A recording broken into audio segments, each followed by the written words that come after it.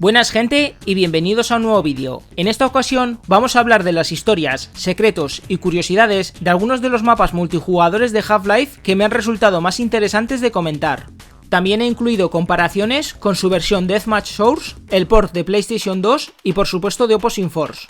Me animé a hacer este vídeo por la prácticamente nula información que hay sobre las curiosidades del multijugador de esta saga, tanto en la comunidad inglesa como en la española, y creo que merece la pena echarle un vistazo rápido a los mapas más populares. Y mientras que aún tiene servidores activos para todos sus juegos, casi todos están abandonados salvo el del original Half-Life. Si veis alguno con 5 o 6 personas, casi seguro que serán bots, que nos han desconectado desde hace media semana. Déjame solo, por favor. Y es comprensible, quiero decir, tras 20 años, es obvio que no vas a ver jugadores reales dándole una al vicio, salvo alguna quedada de varios amigos que hayan hecho un día en concreto para jugar a Crossfire y poco más. Dicho esto, vamos a desempolvar estos mapas que en su día fueron muy jugados y queridos por la comunidad, para descubrir la historia y los secretos que contienen, empezando precisamente por Crossfire. Es un nivel clásico entre los clásicos. Es imposible que hayáis jugado al multijugador sin haberos echado una partida aquí, o haber entrado en un servidor que tenga puesto este mapa a las 24 horas del día. Fue añadido en una actualización posterior a la salida del juego, el 13 de enero de 1999, y la versión de Opposing Force el 6 de diciembre de 1999, y también estaba jugable para Deathmatch Source, desde el 1 de mayo de 2006. Su creador fue Dario Casali, un diseñador de niveles de Valve que ha estado envuelto en todos los títulos de Half-Life y de Portal hasta la fecha, al cual ya hemos mencionado en ocasiones en otros vídeos. Casali se siente muy orgulloso de Crossfire, siendo uno de sus mejores mapas multijugadores, y es considerado por Valve como el mejor nivel para jugarlo en equipos.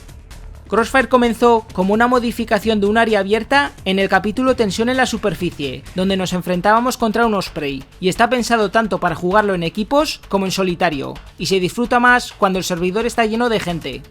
Mientras que la versión de Opposing Force es idéntica, la de Deathmatch Source contiene más detalles, como cristales en los balcones y una skybox más realista. El mapa está dividido en dos secciones. La primera área está formada por varios edificios con ascensores pequeños, alrededor de un patio. Los jugadores que permanecen en el patio suelen ser el punto de mira del resto de los jugadores, por lo que conviene alejarse de ahí y entrar en las casas para conseguir armas y munición. La segunda sección está conectada a la primera a través de un túnel estrecho. Se trata de un helipuerto doble con un búnker que contiene en su interior armas, munición y un ordenador, cuyo botón provocará un ataque aéreo masivo en todo el mapa. ¡Es usted un estúpido, Freeman! Las alarmas sonarán y los jugadores se verán obligados a entrar en el búnker para no morir al instante por las bombas. Después de la explosión se podrá volver a repetir la operación a los 3 minutos, una vez que las luces de las torres estén verdes en vez de rojas. El búnker también cuenta con 2 torretas, que pueden ser usadas por los jugadores disparando misiles explosivos a un ritmo lento. Sus modelos fueron actualizados para Deathmatch Source, pero como os estaréis imaginando, no funcionan, es imposible usarlas y cuando las golpeas con la palanca por alguna razón suena carne en vez de metal. ¿Por qué no hay nada en este juego que no esté roto? Crossfire contiene varias curiosidades. En primer lugar, hay una sala inaccesible tanto en Half-Life como en Opposing Force, que podemos ver si usamos NoClip con la consola. Detrás de ella hay una rampa que lleva a un cuarto con una luz intensa azul y varios botiquines, baterías y una ballesta.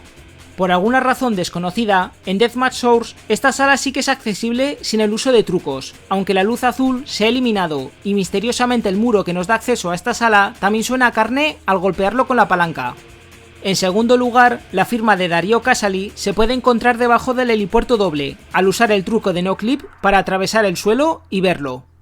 En tercer lugar, y como otro pequeño misterio que nunca sabremos, hay 3 guardias de seguridad esparcidos por el mapa si cargamos Crossfire desde la consola en modo un jugador.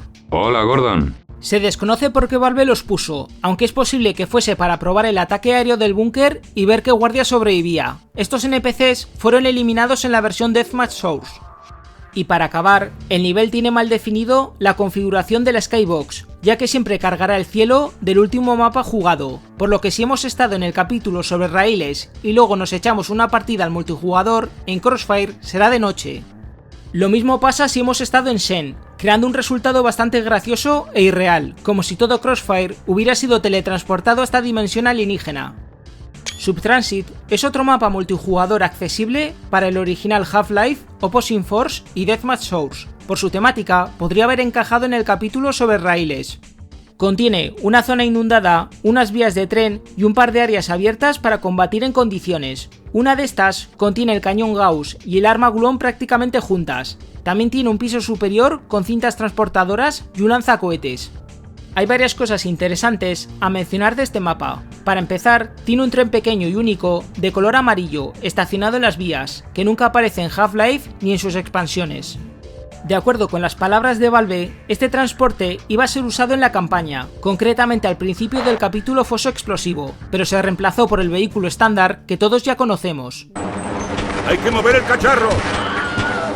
Al ser un mapa creado por Darío Casali, su firma, como es de esperar, se encuentra fuera del mapa, que podemos ver usando NoClip con la consola.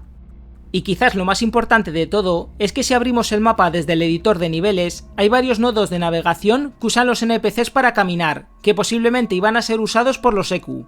Esta teoría se refuerza por varias capturas de pantalla de la beta de Half-Life, donde vemos varios marines. También podemos encontrar puntos de inicio para el modo cooperativo que se canceló, implicando que este mapa estaba hecho para ser jugado con un amigo. Ojeando más con el editor, también veremos que se iba a desencadenar un evento al recoger el lanzacohetes, donde 4 marines aparecerían para atacarnos. Se desconoce otros tipos de enemigos que veríamos, o cómo iba a encajar en la historia principal. Datacore es también un mapa bastante interesante del que hablar, pues está presente tanto en Half-Life como en Opposing Force, el port de PlayStation 2, Deathmatch Source y Half-Life 2 Deathmatch, bajo el nombre de Steam Lab, usando las texturas y elementos de Half-Life 2. Fue creado por Dave Riller, que es un diseñador de niveles de Valve que ha estado involucrado en la saga desde sus orígenes, incluyendo Half-Life Alyx. Su diseño inspiró posteriormente a la entrada del complejo de biodomos que visitamos en Opposing Force, donde conseguimos el arma Barnacle y el lanzador de esporas. El tamaño de Datacore se redujo en el port de PlayStation 2, eliminando parte del nivel con el área donde estaba el módulo del salto largo.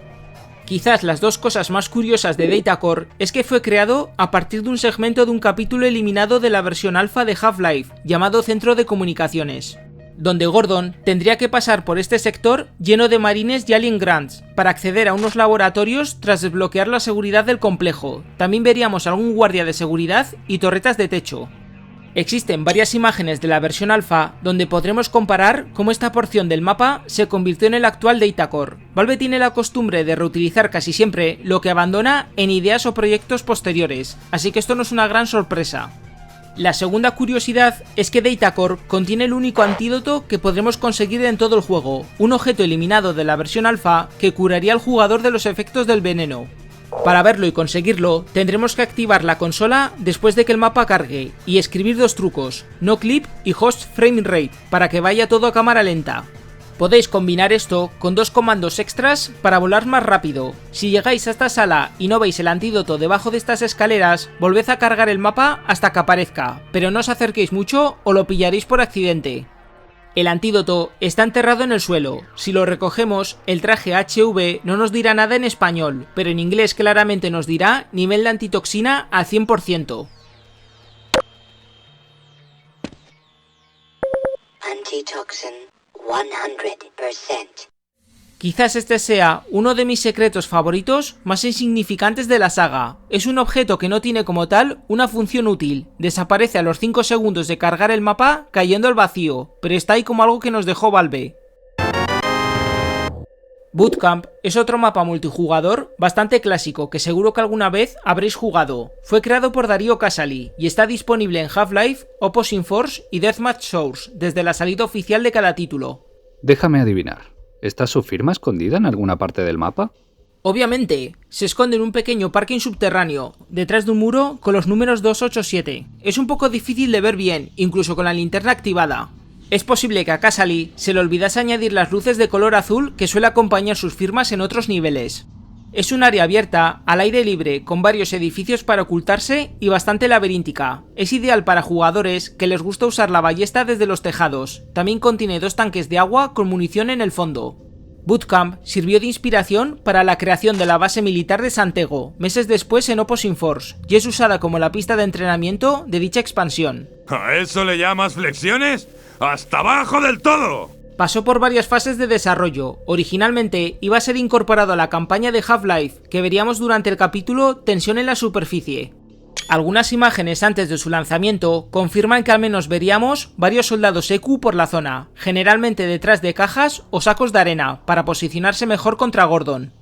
Tras eliminarse de la campaña, se diseñó para un modo de juego descartado, llamado Botín, donde varios equipos formados por 2 jugadores empezarían con una sola arma y tendrían que recuperar un objeto escondido a lo largo de Bootcamp y traerlo de regreso al inicio de su posición, donde habría una bandera. Los jugadores asesinados debían esperar a que la siguiente ronda empezara, similar a Counter-Strike. Dado que Valve no tuvo tiempo suficiente para crear más modos multijugadores como pasó con el supuesto cooperativo que íbamos a tener, Bootcamp quedó destinado a ser un mapa para jugar en partidas por equipos o todos contra todos. Stalkyard es uno de los mapas más antiguos que ha creado Valve, siendo el único nivel multijugador disponible en la versión alfa. También se puede jugar en el port de PlayStation 2, Opposing Force y Deathmatch Source. Fue creado por Brett Johnson, diseñador de niveles que trabajó en Valve desde 1996 hasta 1999. Durante la alfa era conocido con otro nombre y se usó para probarlo en el videojuego Quake. Posteriormente se porteó a Half-Life bajo el nombre de Stalkyard y según las palabras de Marley Luth, ex guionista de Valve, fue él quien le bautizó con este título. Este mapa parece ser un gran almacén usado por el personal de Black Mesa, con una sección llena de cajas de madera con munición, armas y botiquines. También contiene un módulo de salto largo oculto con una luz roja alrededor. El almacén está conectado a 2 patios con torretas montadas en un trípode, colocadas en la parte superior, que el jugador puede usar. También hay varios conductos de ventilación que podemos romper con la palanca, a modo de atajos y sorprender a nuestros rivales. Dime, por favor, que las torretas funcionan en Deathmatch Source. ¿Cómo te lo diría? Sí, pero realmente no. Al usarlas, por alguna razón, la torreta se duplica. Una permanece inmóvil y la otra se mueve. Eso es un desastre total. Y sí, al golpearla con la palanca, hace un ruido de carne en vez de metal. Lo único destacable de esta versión es que el mapa fue actualizado con mejores detalles y una grúa en uno de los patios. Son cosas menores que no compensan en nada lo roto que está este port. Stalkyard contiene un viejo cargador de armadura en una de las habitaciones, pero está dañado y no lo puede usar ningún jugador. Es interesante mencionar que este tipo de cargador nunca aparece en la campaña ni en las expansiones. Hay uno muy similar en Blue Shift, cerca de la entrada al laboratorio de Rosenberg, pero con la textura ligeramente distinta. Como curiosidad, en una de las imágenes promocionales de la mujer asesina de los comandos negros podemos ver la antigua Stalkyard, con varios soldados EQ de fondo en la parte del almacén con las cajas. Lambda Bunker es un mapa basado en el capítulo Olvídate de Freeman, pero con el sistema de alcantarillado diseñado para el multijugador, y fue creado por Dave Riller. No hay nada interesante que contar, salvo que es el único nivel multijugador que es capaz de sacarte del mapa y llevarte a la campaña de una forma un tanto peculiar. Es posible que conozcas el famoso botón rojo en forma de triángulo detrás de este ascensor, que ha sido debate en la comunidad por su extraña función. Al acercarnos usando NoClip ocurrirán distintos resultados dependiendo del juego. En Half-Life nos transportará al final del capítulo Olvídate de Freeman, suspendidos en el aire sin poder hacer nada más que reiniciar la partida. En Opposing Force directamente nos sacará al escritorio y en Deathmatch Source eliminaron el ascensor para evitar complicaciones. Finalmente algo que Valve ha solucionado en este port. Increíble. Bien hecho. Buen trabajo. Gasworks consiste en un área nocturna al aire libre, seguramente usado por el personal de Black Mesa como un muelle de carga. Tiene 3 torres, ideal para francotiradores, y un complejo subterráneo junto a unas alcantarillas enormes. Fue creado por Randy Landing, un diseñador de niveles de Valve que ha trabajado desde los inicios de la franquicia hasta Half-Life Alyx. Fue uno de los pocos mapas que no se incluyeron con la salida oficial de Half-Life, sino que fue añadido posteriormente en una actualización. También fue incluido para Opposing Force, pero por causas desconocidas no fue porteado para Deathmatch Source. Como curiosidad, las iniciales de Randy pueden ser encontradas en el lateral de uno de los edificios, desde donde se ve todo el muelle de carga, a modo de firma. Algo a destacar es que Gasworks es considerado el mapa favorito de Valve para jugarlo en partidas de todos contra todos. También contiene un teletransporte en lo más profundo del sistema de alcantarillado, que produce un sonido nunca escuchado en otros portales del complejo Lambda o de Shen.